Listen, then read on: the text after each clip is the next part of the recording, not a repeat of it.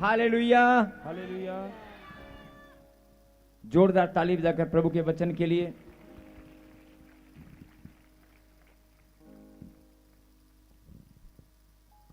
वचन में आज जाने से पहले एक जरूरी बात, एक जरूरी संदेश। हर एक जन आज याद करे उस दिन को जब आपने परमेश्वर के पवित्र नाम को अपने जीवन में ग्रहण किया। आप याद करें उस दिन को, उस साल, उस महीने को, उस टाइम को जब आपने सच्चे परमेश्वर को ग्रहण किया और अपना जीवन प्रभु के चरणों में समर्पित किया।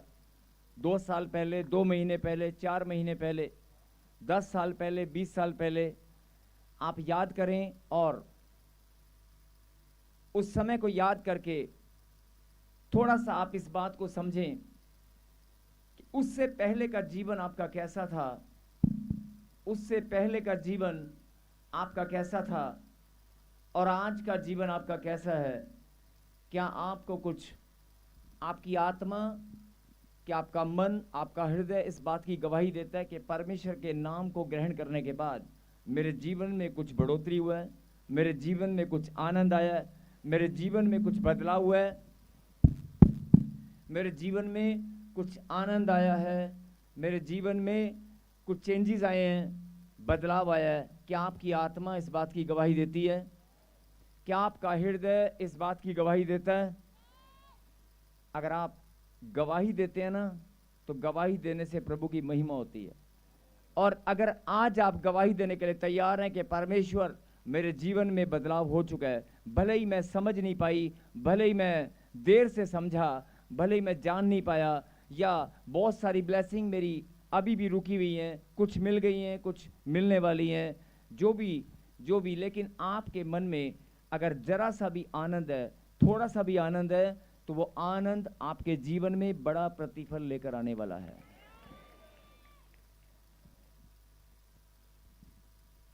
ताली बजाकर महिमा करें।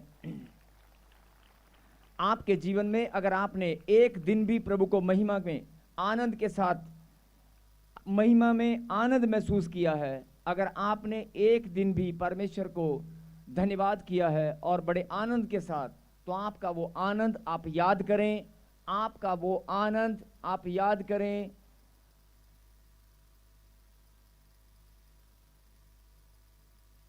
आप उस आनंद को, उस घड़ी को याद करें कि परमेश्वर ने आपके जीवन में एकदम से ड्रास्टिक चेंज किया। आप परेशान थे, दुखी थे। बहुत सारे लोग गवाहियां देते हैं कि मेरे जीवन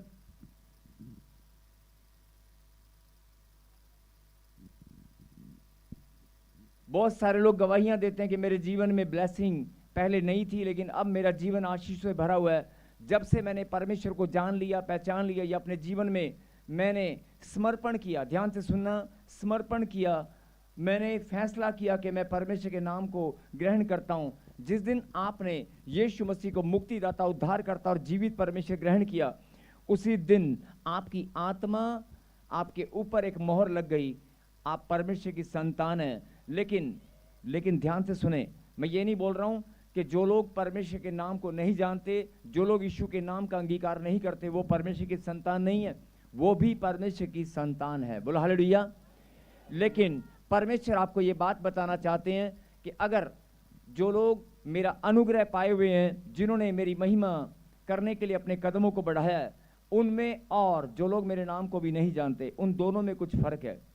और रोमियो की किताब के अंदर एक वचन, बड़ी सुंदर आयत लिखी है, यहूदियों और यूनानियों में कुछ भेद नहीं, यहूदियों और यूनानियों में कुछ भेद नहीं, सब नाम लेने वाले का मैं प्रभु हूं। बोलो आमीन।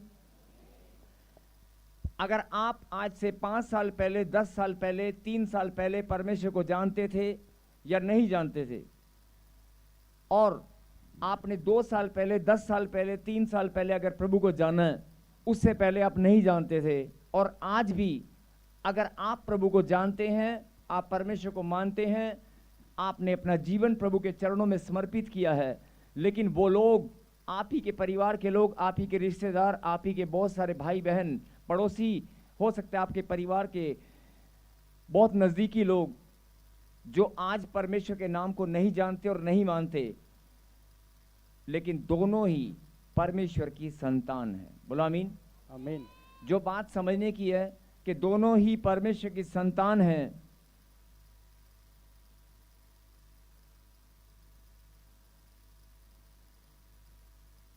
फिर से कहें हालेलुया। हालेलुया। अगर आप परमेश्वर के नाम को जानते हैं या नहीं जानते, और चाहे आप परमेश्वर आपके परिवार के लोग हैं, बात बड़ी गहराई से समझने की है कि अगर आप परमेश्वर के नाम को जानते हैं या नहीं जानते, और बहुत सारे लोग परमेश्वर के नाम को अभी भी नहीं जान पाए हैं, उनके ऊपर अनुग्रह नहीं हुआ, या वो लोग प्रभु की महिमा नहीं करते और प्रभु के नाम का इनकार भी करते हैं, लेकिन बड़ा ही गहरा प्रेम परमेश्वर का अपने बच्चों के साथ है। परमेश्वर हर एक जन को भोजन की व्यवस्था, सुबह से लेकर शाम तक सब लोग, कोई भूखा मरता है, सब लोग खाना खाते हैं कि नहीं, सब लोग खाना खाते हैं कि नहीं, सब लोग पानी पीते हैं कि नहीं, हर एक इंसान चाहे वो किसी भी धर्म और जाति का हो, किसी भी देश का रहने वाला हो, किसी भी गांव का रहने वाला हो, गरीब हो अमीर हो कोई भी हो, लेकिन क्या आपने इस बात पर गौर फरमाया, क्या अन्न और जल दोनों, अन्न और जल दोनों एक ऐसी ब्लेसिंग है जो हर एक इंसान को मिलती हैं, सुबह दोपहर और शाम सब लोग खाते हैं पीते हैं कि नहीं। जीवन एक ऐसी आशीष है जो परमेश्वर ने अपने बेटों के लिए रखी है, और अगर आप प्रभु के नाम को जानते हैं या नहीं जानते, लेकिन आप जिंदा हैं, आप जीवन जी रहे हैं, आपकी सांसें चल रही हैं, तो जीवन की एक आशीष हर एक जन के लिए परमेश्वर ने रखी है, नहीं रखी, रखी है कि नहीं। आप समझ रहे मेरी बात को। और ऐसे ही बहुत सारी आशीष हैं, जब कुछ आशीषें परमेश्वर ने कोई भेदभाव नहीं किया, और हर एक आशीष अपने बच्चों को परमेश्वर ने दी है, लेकिन इंसान ने परमेश्वर से दूरियां बनाई हैं। हम सब इस बात को जानते हैं, जिसके कारण बहुत सारी आशीषें शैतान या आपके हालात और परिस्थितियां, आपको ऐसा लगता है कि मेरी ब्लेसिंग रुक गई है, आपको ऐसा लगता है कि मेरी ब्लेसिंग अभी मुझे नहीं मिली, मैं रोजगार नहीं मिला, लेकिन रोजगार एक ऐसी आशीष है। आप जब होश संभालते हैं, अपने परिवार का बोझ उठाने के लिए अपने कदमों को निकालते हैं, चाहे आप टाइम पर आपको नौकरी मिली या नहीं मिली, लेकिन एक दिन आपके जीवन में ऐसा आता है, आप कुछ ना कुछ काम करते हैं, या दिहाड़ी करते हैं, मजदूरी करते हैं, या नौकरी करते हैं, बिजनेस कारोबार करते हैं, लेकिन आप कमाते हैं या नहीं कमाते, कमाते हैं कि नहीं। हर एक इंसान अपने परिवार को पालन पोषण करने के लिए अपने कदमों को निकालता है और कमा कर लाता है कि नहीं, कमा कर लाता है कि नहीं। तो बड़ी गहराई से इस बात को आप समझें कि जो आशीषें परमेश्वर ने मनुष्य के लिए रखी हैं, उसमें कोई धर्म और जाति मायने नहीं रखती है। कोई भी धर्म और जाति परमेश्वर की नज़र में नहीं है। परमेश्वर केवल एक ही बात देखते हैं कि ये बच्चा जिसको मैंने पाल पोस कर बड़ा किया, जिसके शरीर दे प्राणात्मा हड्डी और मांसपेशियों को मैंने बनाया, जिस बच्चे को मैंने बनाया, क्या ये मेरी बात को सुनता है, क्या ये मेरी बात को समझता है, क्या ये मुझसे प्यार करता है। केवल इतनी सी बात परमेश्वर आपके अंदर देखना चाहते हैं। बोलो आमीन। केवल इतनी सी बात परमेश्वर आपके अंदर देखना चाहते हैं। फिर से सुने ध्यान से, यहूदियों और यूनानियों में कुछ भेद नहीं, यहूदियों और यूनानियों में कुछ भेद नहीं, सब नाम लेने वाले का मैं प्रभु हूं। जो कोई मेरा नाम लेगा, जो प्रभु का नाम लेगा, वो उद्धार को पाएगा। बोलो आमीन। यहूदियों और यूनानियों, यहूदी वो लोग हैं जो परमेश्वर के नाम को जानते हैं, और यूनानी, अगर आप बाइबल में आप पढ़ेंगे तो यूनानी वो लोग हैं जो विरोध करते थे यहूदियों का। और आज भी हालात और परिस्थिति ऐसे ही है। बहुत सारे समाज के लोग, यहूदी लोग आज भी हैं, यूनानी लोग आज भी हैं। बोलो आमीन। आज भी जो विश्वास करता है, जो परमेश्वर को अपना पिता ग्रहण कर लेता है, जो उसका बेटा मान लेता कि मैं प्रभु की संतान हूं, वो आज भी परमेश्वर की नजर में इजरायली और यहूदी हैं। बोलो आमीन। आमीन। और जो लोग विरोध में हैं, जो लोग आज भी परमेश्वर को नहीं मानते, या परमेश्वर के किसी न किसी कारण परमेश्वर से दूरी बनाए बैठे हैं, अपने हठीले मन के कारण या किसी और किसी भी बात के कारण, जिनकी दूरियां परमेश्वर से अभी बनी हुई हैं और परमेश्वर को नहीं मानते, आज वो यूनानी आज भी हैं। बोलो हालेलुया। हालेलुया। ये यहूदी और यूनानी की बात मैं इसलिए कर रहा हूं कि यहूदी लोग पुराने समय में और यूनानी लोग यहूदियों का विरोध करते थे। यहूदी लोग जिस परमेश्वर को मानते हैं, यूनानी लोग उसको नहीं मानते थे। आज भी यहूदी और यूनानियों में मतभेद है। आज भी समाज के अंदर परमेश्वर को मानने वाले और नहीं मानने वाले, दोनों में मतभेद है। बोलो हालेलुया। हालेलुया। लेकिन बड़े ध्यान से सुनने की बात, बड़े ध्यान से समझने की बात है कि दोनों ही परमेश्वर की संतान हैं। अगर परमेश्वर को मानते हो, परमेश्वर को नहीं मानते हो, लेकिन परमेश्वर दोनों से ही प्रेम करते हैं। परमेश्वर ने दोनों के लिए ही अपने आप को अपने आप बलिदान दिया, अपना लहू बहाया दोनों के लिए। बोलो हालेलुया। हालेलुया। और ये बड़े आनंद की बात है, हमारे लिए बड़े गौरव की बात है कि मानव जाति के उद्धार के लिए, ध्यान से सुने, मानव जाति के उद्धार के लिए परमेश्वर ने अपने आप को क्रूसिफाइड किया, बलिदान दिया, और तीसरे दिन मौत को हराकर वो जी उठे। बोलो हालेलुया। हालेलुया। जिनको लगता है कि वो मेरे उद्धार करता है, वो ताली बजा रहे हैं। हालेलुया। Thank you Jesus. जिनको लगता है कि मेरा उद्धार करता यीशु मसीह है, वो ताली बजाकर महिमा दे रहे हैं।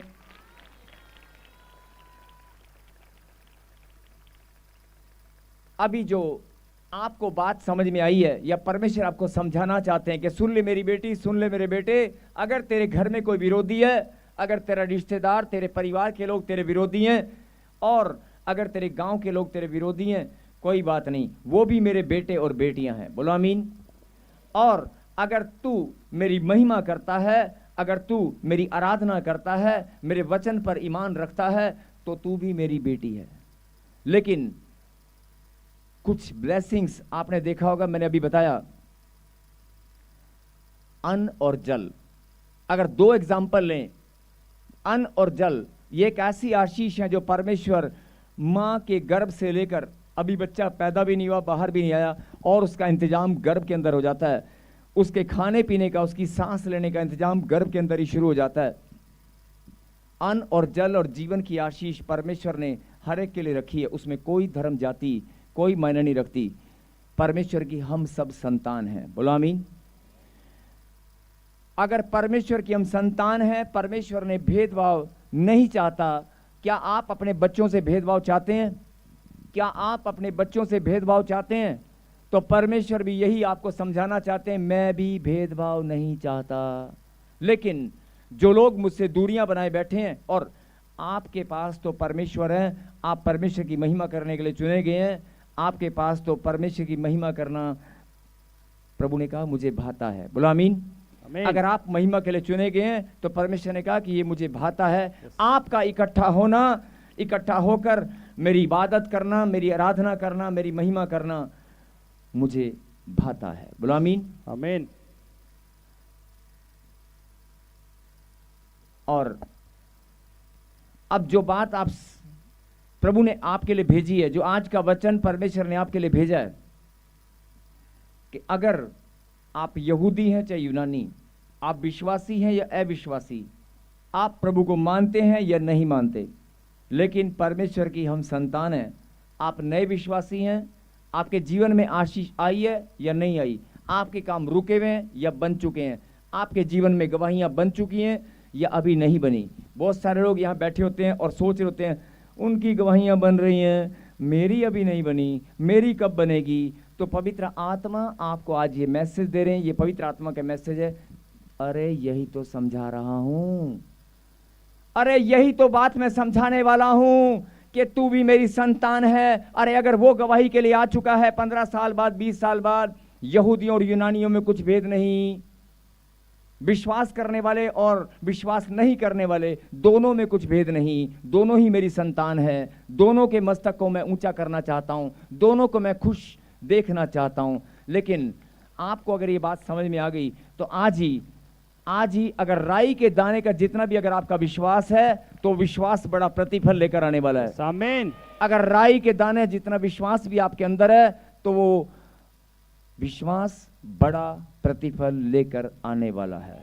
आमीन। और कल या परसों नहीं, आधे घंटे बाद नहीं, अभी फैसला ऑन द स्पॉट। मेरा खुदा फैसला ऑन द स्पॉट करता है, फैसला ऑन द स्पॉट। अगर तेरा विश्वास राई के दाने जितना भी है ना, लेकिन दृढ़ और सच्चा है, तो आज अभी इसी वक्त तेरा छुटकारा होगा, इसी वक्त। क्योंकि मैंने यहूदी और यूनानियों में कुछ भेद नहीं समझा, मैंने किसी में कोई भेद नहीं समझा, सब मेरी संतान है। बोलो हालेलुया। हालेलुया। और लेकिन बड़े दुख की बात तब है बड़े दुख की बात है, अभी मैंने आपको क्या बताया, जो ऑनलाइन देख रहे हैं, कि परमेश्वर ने कहा कि यहूदियों और यूनानियों में कुछ भेद नहीं, आप मेरी महिमा करने के लिए चुने गए हैं, और जो लोग मेरे पास नहीं आते वो भी मेरी संतान है। लेकिन बड़े दुख की बात है कि जो लोग मेरे पास आते हैं, ध्यान से सुनना, जिनके ऊपर मैंने अनुग्रह कुछ अलग किया है, जो लोग मेरे पास आते हैं, मेरे मंदिर में आकर यहां पर बैठते हैं और भेंट और दशवांश को बोते हैं और मन में सोचते हैं कि मेरी भी एक दिन गवाही बनेगी, जो लोग यहां पर बैठते हैं और धन्यवाद करते हैं, लेकिन विश्वास में बड़े दृढ़ हैं, लेकिन जब समस्याएं, विपत्ति और प्रॉब्लम आकर घेर लें, जब हालात और परिस्थितियां उल्टी हो जाएं, जब कोई ऐसी प्रॉब्लम आपके जीवन में आ जाए, तो आप अपने आप ही टूट जाएंगे। आपको लगेगा हम तो चर्च भी जाते हैं, हम प्रभु की महिमा करते हैं, हम भेंट और दशवांश बोने में भी सबसे आगे हैं, हम प्रार्थना करने में भी आगे हैं, हम आराधना करने में भी आगे हैं, लेकिन हमारे जीवन में ब्लेसिंग तो आई नहीं, उल्टा प्रॉब्लम आकर खड़ी हो गई है। बोलो हालेलुया। हालेलुया। बेटे वचन के टाइम पे डिस्टर्बेंस मत किया करो, जो करना है आगे पीछे पहले कर लिया करो, वचन के टाइम पे मत डिस्टर्ब किया करो। वॉलंटियर्स बेटे आप सब बैठ जाएं प्लीज। फिर से कहें हालेलुया। यस, आपको ये बात समझ में आ गई कि अगर ध्यान से सुने, अगर आप परमेश्वर की संतान हैं, परमेश्वर ने कहा कि जो मेरी संतान है उसके लिए मैंने आशीषें रखी हैं, और अगर तू मेरी संतान है तो मैं तुझे, जैसे आप अपने बच्चों से भेदभाव नहीं करते, मैं भी भेदभाव नहीं करता। लेकिन बहुत सारे लोग मेरे नाम को नहीं जानते और मेरे घर में नहीं आते, मेरे पवित्र मंदिर में आकर इकट्ठा नहीं होते, लेकिन आप आते हैं, आप चुने हुए हैं। लेकिन मुझे उनसे इतना दुख नहीं होता, उनके ना आने से मुझे इतना दुख नहीं होता जितना तुम्हारे आने से और टूट जाने से दुख होता है। बोल हालेलुया। हालेलुया। मुझे उनके ना आने से इतना दुख नहीं होता जितना तुम्हारे यहां पर आकर महिमा करने के बाद जब आप टूट जाते हैं तब परमेश्वर को ज्यादा दुख होता है। बोल हालेलुया। हालेलुया। और बाइबल के अंदर आप एक वचन से हम पढ़ेंगे कि अधूरे सुधार से विपत्ति निकालें मती। आपका अधूरा सुधार कितनी बड़ी विपत्ति लेकर आता है। हालेलुया। जल्दी से हम पढ़ेंगे मत्ती की पुस्तक, मत्ती की किताब और 12वां अध्याय चैप्टर 12 एंड वर्स 43 एंड 44 को हम पढ़ेंगे। हालेलुया। जब अशुद्ध आत्मा मनुष्य में से निकल जाती है, वॉल्यूम करना, इसकी थोड़ी वॉल्यूम कम है, वॉल्यूम करो। यस, फिर से पढ़ें। जब अशुद्ध आत्मा मनुष्य में से निकल जाती है तो सूखी जगहों में विश्राम ढूंढती फिरती है और पाती नहीं। तब कहती है मैं अपने उसी घर में जहां से निकली थी लौट जाऊंगी, और लौटकर उसे सूना, जाड़ा, बुहारा और सजा सजाया पाती है। तब वह जाकर अपने से और बुरी 7 आत्माओं को अपने साथ ले आती है और वह उसमें बैठकर वास करती है, और उस मनुष्य की पिछली दशा पहले से भी बुरी हो जाती है। इस युग के बुरे लोगों की दशा भी ऐसे ही होगी। बोल हालेलुया। हालेलुया। अब आप सोच रहे होंगे कि परमेश्वर ने यह वचन हमारे लिए क्यों भेजा है। बहुत सारे लोगों को समझ में नहीं आ रहा होगा। अगर आप सिर्फ 10 से 15 मिनट अपने ध्यान को केंद्रित करें और बात की गहराई को समझें, तो आज आपसे ज्यादा खुशी पाने वाला, चंगाई पाने वाला, आनंद पाने वाला और भी कोई हो सकता है। कोई भी हो सकता है। आप सोच रहे हैं आपसे ज्यादा कोई नहीं है, आपसे ज्यादा कोई भी हो सकता है। बोला हालेलुया। हालेलुया। लिखा अधूरे सुधार से विपत्ति। जब कोई अशुद्ध आत्मा मनुष्य में से निकल जाती है। अब मैं आपका ध्यान सिर्फ एक बात पर लेकर आना चाहता हूं कि जब कोई डेड बॉडी, मेडिकल साइंस भी हाथ खड़े कर देती है, जब कोई डेड बॉडी डेड हो जाए, नहीं बॉडी डेड हो जाए मतलब डेड बॉडी, यानी कि डेड बॉडी कब होती है? जब शरीर में से आत्मा निकल जाए। जब किसी शरीर से आत्मा निकल कर चली जाती है तो मेडिकल साइंस, सारी दुनिया, सारे धर्म और जाति के लोग उस शरीर को मरा हुआ मान लेते हैं। ये एक सच्चाई है। जो जानते हैं सच्चाई है वो बोल रहे हैं हालेलुया। हालेलुया। जब कोई आत्मा शरीर से निकल जाती है और उस शरीर से निकलने के बाद बहुत सारे लोग बोलते हैं कि वो आत्मा ऊपर जाती है। नहीं, चलो मान लेते हैं ऊपर जाती है, बहुत सारे लोग धर्म के काम करते हैं, बहुत सारे लोग अच्छे हैं, लेकिन एक ध्यान से सुनने और समझने की बात कि अगर ना गई तो जो आत्मा शरीर से निकलती है और ऊपर जाती है, स्वर्ग में चली जाती है, कहीं भी चली जाती है, बहुत सारे लोग बोलते हैं परमेश्वर के पास चली जाती है, अगर ना गई तो, अगर वो ना गई तो कहां जाएगी? अगर वो आत्मा शरीर से निकलने के बाद ऊपर प्रभु ने दरवाजा बंद कर रखा है कि तू मेरे पास नहीं आएगा, तूने गंदे काम किए हैं, तू मेरे पास नहीं आएगा, तो वो जाएगी कहां? तो वो आत्मा कहते हैं ना भटकती रहती है। बहुत सारे लोगों ने सुना होगा वो आत्मा भटकती है, लेकिन वो आत्मा जो भटकती है ना, अब वो भटकती भी आत्मा कहां जाएगी? सबसे पहले उसको अपना घर दिखाई देगा, सबसे पहले उसे अपने रिश्तेदार दिखाई देंगे, अपना शरीर तो उसे मिलेगा नहीं। क्यों नहीं मिलेगा अपना शरीर? क्योंकि वो तो दफना दिया, जला दिया। अपना शरीर तो दफना दिया, जला दिया, अपना शरीर उसको मिलेगा नहीं। अगर उसको वापस जाना है तो वो कहां जाएगी? कहां जाएगी? अपने घर जाएगी। और अपने घर जाकर अगर वो बेड पर बैठी है, बेड पर लेट जाती है कि हाँ ये मेरा बेड है, मैं यहां पर लेटूंगी, और उसके ऊपर आकर आप लेट गए। वो सोफे पर बैठी है, ये मेरा सोफा है, और उसी के ऊपर आप आकर बैठ गए। हाँ, कई लोग बोलते हैं दुष्ट आत्मा मेरे अंदर आ गई या आप दुष्ट आत्मा के ऊपर बैठ गए। ये बड़ा सोचने वाला सवाल है। बोला हालेलुया, हालेलुया। बहुत सारे लोग बोलते हैं कि दुष्ट आत्मा मेरे अंदर घुस गई, हमारे अंदर घुस गई, इसके अंदर भूतड़ी आ गई, इसके अंदर। नहीं, हो सकता है आप उसके ऊपर बैठ गए हो, ऐसा भी हो सकता है। बोला हालेलुया। मैं किसी तर्क वितर्क में नहीं जाना चाहता, मैं आपका एक बात समझाना चाहता हूं कि आप उस आत्मा। माँ मैं निकल रही हूँ। खाना भी तैयार है। आखिर कौन सी ट्रेन छूट जाएगी? माँ मैं लेट हो जाऊंगी। चाहता बताया था कि अगर आप यहूदी और यूनानी हैं, अगर परमेश्वर में विश्वास करते हैं और नहीं करते, आपका भरोसा कैसा भी हो, लेकिन अगर आप प्रभु के द्वारा चुने गए हैं तो परमेश्वर ने लाखों की भीड़ में से चुना है, लाखों की भीड़ में से। अभी लाखों करोड़ों लोग और भी हैं जो प्रभु की महिमा नहीं करते, नहीं चुने गए हैं, आप चुने गए हैं। अभी मैंने एक लाइन बोली थी कि परमेश्वर को इस बात से दुख नहीं होता, इतना दुख नहीं होता। दुख तो होता है कि वो मेरे नाम को अभी महिमा नहीं देते, मेरे पास नहीं आते, दुख होता है। लेकिन ज्यादा दुख आपका होता है जब आप प्रभु के पास आकर और टूट जाते हैं, कमजोर बन जाते हैं, जब आप रोने लगते हैं। जोरदार ताली बजाएंगे जिनको नींद आ रही है।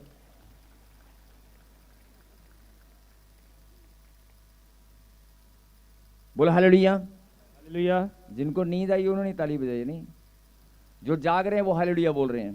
Hallelujah, thank you Jesus. जब अशुद्ध आत्मा मनुष्य के शरीर में से निकल जाती है तो आगे क्या लिखा, वो इधर उधर विश्राम ढूंढती है, लेकिन नहीं, मतलब सबसे पहले वो कहां आती है? अपने घर, अपने शरीर, अपने ही लोगों को देखकर, यार मेरी मासी, ये मेरा बेटा, ये मेरा अंकल, ये मेरी बहन, ओ ये ओ नहीं, ऐसे। अच्छा क्रिकेट खेल रहे हैं बच्चे, ये तो मैं भी इनके साथ खेलता था। अच्छा अंकल जी चाय पी रहे हो? वो आकर बैठेगी आपके पास, नहीं बैठेगी ना। अभी बहुत सारे लोग डरने लगेंगे कि पता नहीं कहाँ बैठ जाएगी, आपकी गाड़ी में बैठ सकती है, कुछ भी हो सकता है। कहने का मतलब क्या है? लेकिन अगर परमेश्वर का अनुग्रह आपके ऊपर है, परमेश्वर की सुरक्षा आपके पास है, तो कुछ नहीं होने वाला। बोला हालेलुया, हालेलुया। लेकिन यहां पर दिक्कत क्या है? परमेश्वर ने वचन क्यों बताया कि जब वह जाकर अपने,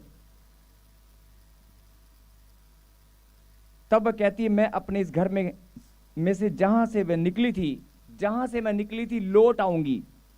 मतलब जिस शरीर से दुष्ट आत्मा निकल कर जाती है वो लौट कर वापस आती है। अगर एक निकलती है तो वचन में क्या लिखा? अपने साथ 7 दुष्ट आत्मा को। और यहां पर क्या लिखा? तब कहती है मैं अपने उसी घर में जहां से निकली थी लौट जाऊंगी और लौट कर उसे सूना, झाड़ा बुहारा और सजा सजाया पाती है।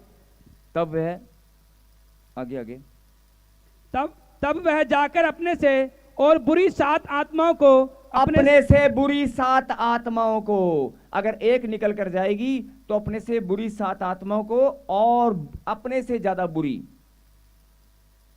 मेरे पीछे कहें, अपने से ज्यादा बुरी। अपने से ज्यादा बुरी। हाँ 7 कितनी?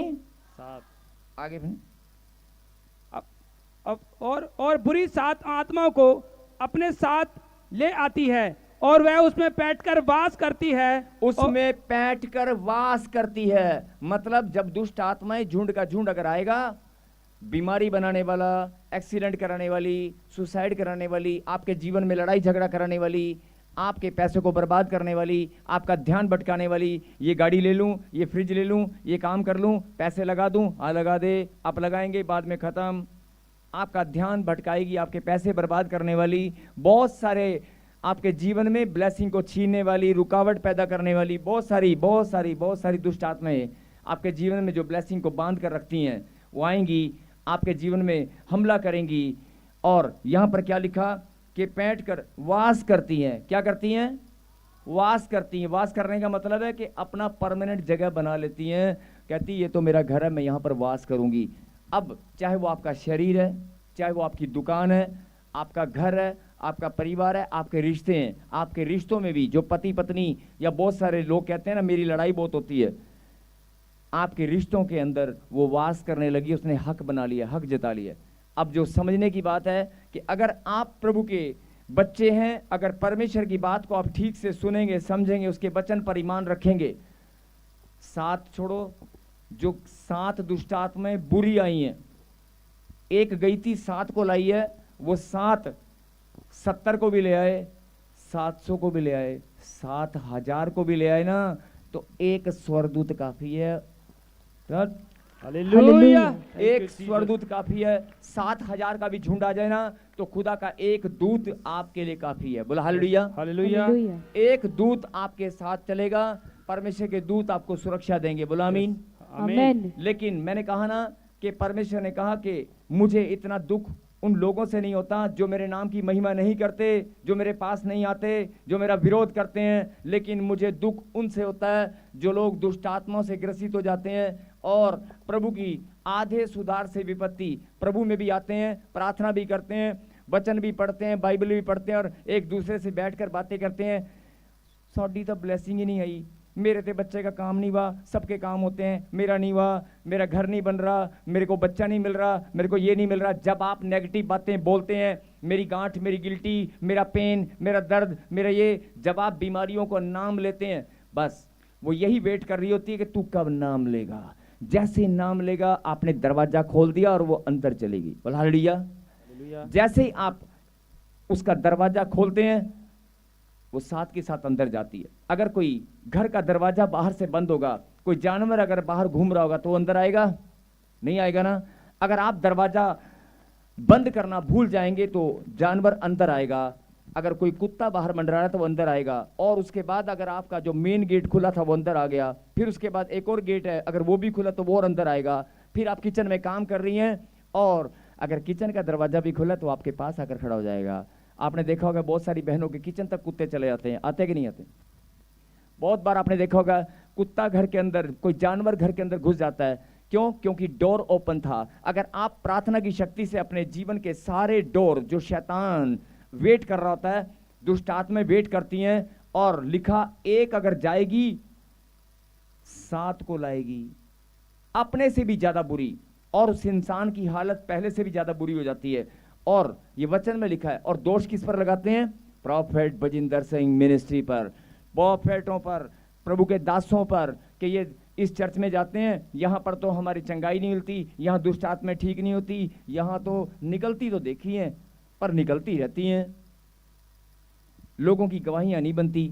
ऐसे लोग सोचते हैं। नहीं, मैं हर एक उस इंसान को मैं निमंत्रण देना चाहता हूं, हर एक उस इंसान को मैं धन्यवाद करता हूं परमपिता परमेश्वर का, जिसके मन में डाउट है आप आएं, आप देखें यहाँ चंगाई होती है कि नहीं होती, यहाँ पर दुष्ट आत्माएं निकलती हैं, छुटकारे की आशीष मिलती है कि नहीं मिलती, आप आकर देखें, आपका वेलकम है।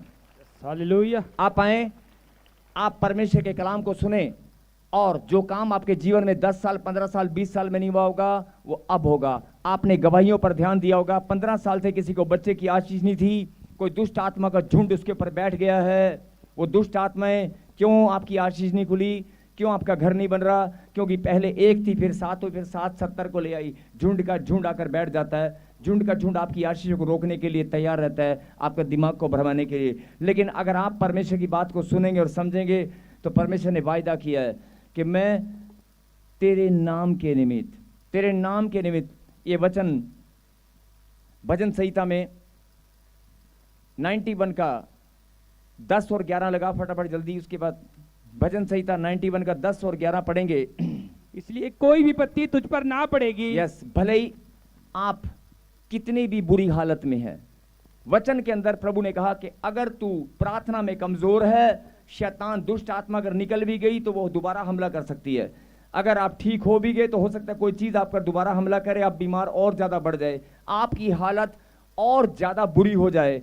बहुत सारे लोगों को आपने देखा होगा कि यार पहले तो थोड़ा बहुत ठीक था लेकिन अब व्हीलचेयर पे आ गया, अब तो ये टॉयलेट बाथरूम भी बेड पे करने लगा है, अब तो इनका बच्चा सुनता भी नहीं है, अब तो लगता है ये दिन काट रहा है। ऐसे आपने देखा होगा कि पहले थोड़ा सा हाथ काम नहीं कर रहा था, अब ज्यादा हाथ काम नहीं कर रहा, अब लगता है कंधा भी गया, धीरे धीरे पैरालाइज बढ़ता चला जाता है। जब आप किसी बीमारी को बढ़ते हुए देखें, आपका ध्यान सिर्फ बीमारी पर जाता है, लेकिन आप इस बात को नहीं समझे। अगर कर्जे में आप हैं कि पहले 1 लाख 2 लाख का था, अब 10 लाख का हो गया, अब तो मकान भी बिकने पर आ गया है, और मकान बिकने के बाद हो सकता है बैंक वालों ने सील कर दिया हो, और आपकी हालत, उस इंसान की हालत कैसी होगी जिसका मकान भी बिकने की नौबत आ चुकी है। आप सोच कर देखें, महसूस करके देखें किसी दुख, उसके दुख को। बोल हालेलुया। हालेलुया। मेरे कहने का मतलब है कि अगर वचन में लिखा है कि शैतान दुष्ट आत्माएं हमला करती हैं और आपकी हालत बुरी हो जाएगी, अगर आप प्रार्थना के दरवाजे को ठीक से बंद नहीं करेंगे, प्रार्थना की शक्ति को इस्तेमाल नहीं करेंगे, वचन की ताकत, वचन की सामर्थ को अगर आप इस्तेमाल नहीं करेंगे, तो शैतान आपके ऊपर, भले आप विश्वासी हैं, भले आप चर्च में आते हैं, भले आप प्रार्थना में जितने मर्जी मजबूत हों, भले ही आप चर्च में आकर खुदा की महिमा करते हैं, लेकिन अगर आपने डोर ओपन किया तो शैतान आकर हमला करेगा।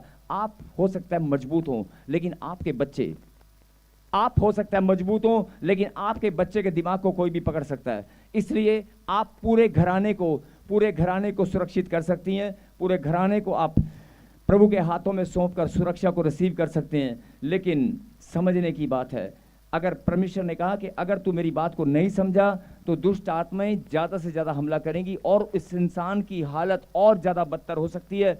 लेकिन आप कर्जे में थे, कर्जा और ज्यादा बढ़ सकता है, लेकिन प्रॉब्लम बढ़ती जाएगी, आप परेशानी में और चले जाएंगे। लेकिन जो लोग मेरी बात को सुनेंगे और समझेंगे, उनसे मैंने वायदा किया है। पढ़ेंगे भजन संहिता। हालेलुया। यस, इसलिए कोई विपत्ति तुझ पर ना पड़ेगी। इसलिए कोई विपत्ति तुझ पर ना पड़ेगी ना। अगर तूने अपने प्रार्थना के दरवाजे को मजबूत बना लिया, अगर प्रार्थना की शक्ति को मजबूत बनाया, कोई विपत्ति तुझ पर ना पड़ेगी। विपत्ति, बोला हालेलुया। और क्या लिखा? ना कोई दुख तेरे डेरे के निकट आएगा। कोई दुख तेरे डेरे, तेरे घर, डेरा मतलब जहां पर घर होता है, जहां आपकी फैमिली, आपका घराना रहता है, या जहां भी आप रहते हैं, आपके डेरे के निकट कोई दुख नहीं आएगा। आमीन। आगे, क्योंकि वह अपने दूतों को तेरे निमित्त आज्ञा देगा, क्योंकि वह अपने दूतों को तेरे निमित्त आज्ञा देगा कि जहां कहीं तू जाए वह तेरी रक्षा करे। बोला हालेलुया। हालेलुया। क्योंकि वह अपने दूतों को किसके निमित्त? बोलो तेरे निमित्त। पीछे वाले, दाएं वाले, बाएं वाले बोलो तेरे निमित्त, तेरे निमित्त अपने दूतों को आज्ञा देगा। बोलो आमीन। आमीन। तेरे निमित्त का मतलब है कि तेरे नाम के निमित्त, तेरे नाम से स्वर्गदूत आएंगे। अगर पांच परिवार के मेंबर है तो 5 स्वर्गदूत आएंगे, अगर 2 मेंबर है तो 2 आएंगे। आमीन। लेकिन तेरे नाम के निमित्त, अभी आप बोल रहे थे कि दुष्ट आत्माएं घर में बोले तो जब देखो लड़ाई झगड़ा रहता है, जब देखो रोटी खाने का मन नहीं करता, हमारी तो ये, हमारी वो, हमारी ये, ऐसे बहुत सारे लोग कहानियां सुनाते हैं। आज उन कहानी सुनाने वालों को, लड़ाई झगड़े से परेशान लोगों को, कर्जे में, जिनके ऊपर कर्जा बहुत ज्यादा 40-50 करोड़ों का कर्जा हो गया है, जिनको लगता है मेरे जीवन में रास्ते बंद हो गए हैं, उन्होंने कोई दरवाजा अपना ओपन किया होगा और उस दरवाजे में से घुसकर दुष्ट आत्मा ने, हो सकता है पूरे घर के अंदर डेरा बना रखा हो, छत पे मंडराती होंगी, घर में बैठती होंगी। बहुत सारी बहनें काम करती हैं, उनको ऐसा लगता है मेरे पीछे कोई घूमता है। बहुत सारे लोग डरते होंगे, लेकिन आप कैसे भी हालात और कैसी भी परिस्थिति में है, लेकिन परमेश्वर ने क्या कहा, कोई विपत्ति तुझ पर ना पड़ेगी अगर तू प्रार्थना की शक्ति में मजबूत बनेगा, दरवाजे को बंद रखेगा, और कोई दुख तेरे डेरे के निकट नहीं आएगा। और सबसे सुंदर बात, सबसे सुंदर बात, अगर आप बहुत सारे लोग इस वचन को पढ़ते हैं और कहते हैं अरे बाइबल में लिखा है एक दुष्ट आत्मा निकलती है तो 7 को लेकर आती है, 7 निकलती हैं तो 70 को लाती हैं। और आधे लोग क्या बात करते हैं मालूम है, चर्च में जाके ना पता नहीं निकलती हैं कि चिपटती हैं, हमें तो ये नहीं पता। हमारे हाय बहन जी, मैं बराबर में बैठी थी, मेरे बराबर में दुष्ट आत्मा निकली और यूं गई, कहती हाय हाय मैं तो 3 दिन से पानी नहीं रोटी नहीं खा रही, मुझे तो उसके सपने आ रहे हैं। ऐसी बातें करती हैं। कई लोग प्रार्थना में प्रे टावर पर कॉल करके ऐसा बताते हैं कि हमें 3 दिन से डर लग रहा है दुष्ट आत्मा से, कोई मेरे बराबर में बैठी थी, ऐसा लगता है कि जैसे मुझे नहीं पड़ी, ऐसा लगता है शायद नहीं। आप कमजोर हैं, आपको डरने की जरूरत नहीं है, आपको ये बात समझने की जरूरत है। अगर दुष्ट आत्मा निकल भी गई है, अगर आपकी हालत पहले से भी ज्यादा बुरी हो गई है, तो अपने डोर पर, अपने दरवाजे पर ध्यान दें, अपने दरवाजे पर ध्यान दें। आपकी प्रार्थना की शक्ति का दरवाजा मजबूत है या कमजोर है। कई लोगों के दरवाजे दिखते हैं लेकिन हाथ लगाते ही कमजोर होते हैं।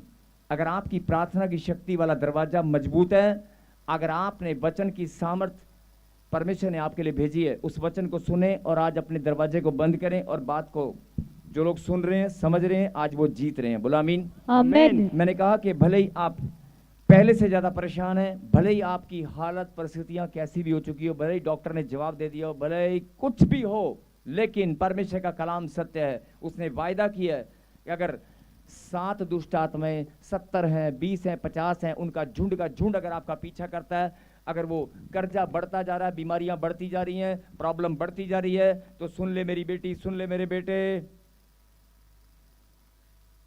भजन संहिता 91 का 11 फिर से लगा। इसलिए कोई भी बोल बेटे, रुक जा, स्क्रीन बड़ा कर। इसलिए कोई विपत्ति तुझ पर ना पड़ेगी, 11 बेटे 11, कोई दुख तेरे डेरे के निकट ना आएगा, क्योंकि वह अपने दूतों को तेरे निमित्त आज्ञा देगा। जो ऑनलाइन सुन रहे हैं, आपके निमित्त, अगर तेरा नाम रेखा है, तेरा नाम बबली है, तेरा नाम जो भी है, तेरे नाम के निमित्त वो आज्ञा देगा कि मेरी बेटी ये जा रही है, और खुदा के दूत आपको सुरक्षा देंगे। बोला आमीन। आमीन। कि जहां कहीं तू जाएगा वे तेरी रक्षा करें। बोला आमीन। आमीन। अगर रक्षा करने वाला परमेश्वर है, अगर रक्षा करने वाला परमेश्वर है, तो दुष्ट आत्माएं टिकेंगी क्या? नहीं। प्रॉब्लम टिकेगी क्या? नहीं। बीमारियां टिकेंगी क्या? नहीं। बोलो। नो। जिनको विश्वास है, जिनको ये बात समझ में आ गई है, वो आनंद के साथ ताली बजाकर धन्यवाद कर रहे हैं और बोल रहे हैं, हालेलुया। मेरे नाम के निमित्त खुदा के दूत आ चुके हैं। आमीन। मेरे नाम के निमित्त खुदा के दूत आ चुके हैं। मैं जहां कहीं भी जाऊंगा, मेरी सुरक्षा स्वर्ग से होगी। बोला आमीन। आमीन। अपनी आंखों को बंद करें और ये प्रार्थना रिसीव करें। पवित्र परमेश्वर, प्यारे खुदा, जो लोग चिंता में थे, जो लोग निराशा में थे, जो लोग टूटे हुए थे, परेशान थे, मेरे पिता, जो लोग दिन रात प्रार्थना में भी मन नहीं लगता, जिनका उनकी विपत्तियां, उनकी समस्याएं उनके दिमाग पर हावी हैं, मेरे पिता, उनकी बेरोजगारी, उनका बांझपन, और मेरे पिता उनकी हर एक प्रॉब्लम जो उनके दिमाग में, दिलो दिमाग के ऊपर कब्जा करके बैठी है, ऐसे लोगों को पिता परमेश्वर मैं आज आपके हाथों में सौंपता हूं। और पिता परमेश्वर, मैं विश्वास करता हूं प्रभु जी, आज तेरे कलाम को सुनकर उनके अंदर आज एक तेरी सामर्थ को वो महसूस करने पाए, और मेरे खुदा तेरी सामर्थ उन्हें टच करे।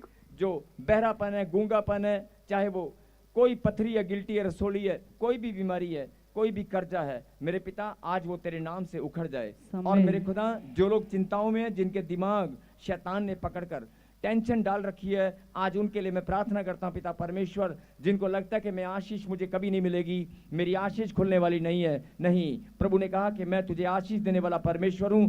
तेरे नाम के निमित्त मैं अपने दूतों को आज्ञा दूंगा, वो आएंगे और तेरी रक्षा करेंगे। जहां कहीं तू जाएगा वहीं पर तेरी रक्षा होगी। बोला आमीन।